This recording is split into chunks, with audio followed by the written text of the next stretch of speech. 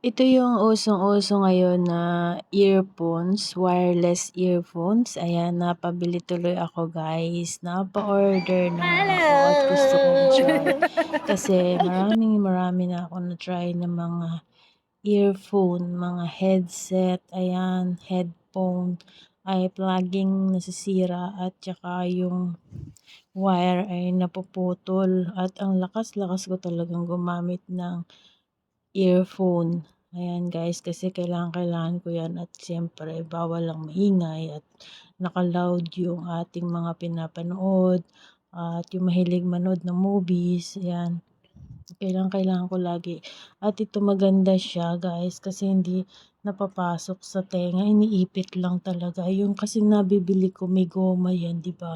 Tapos ipapasok sa tenga, ano sumasakit yung tenga ko. So ito guys, hindi nalalaglag, iniipit lang pala sa tenga. Tas tinry ko nga ay maganda yung sounds.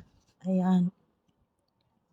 So ito na nga guys, tapos nilagyan natin ng tali sa leeg. Ayan, isasabit lang natin sa leeg para hindi ito mawala. Ayan. At kung aalisin mo na sa tenga mo, mabilis mo lang ibabalik sa kanyang lagayan. Ito nga ay bilog to guys. Dalawa magkabila, right and left. Ayan. So ang ganda guys. Try nyo din. Miss Ayusin here. Thanks for watching and God bless. Love you more.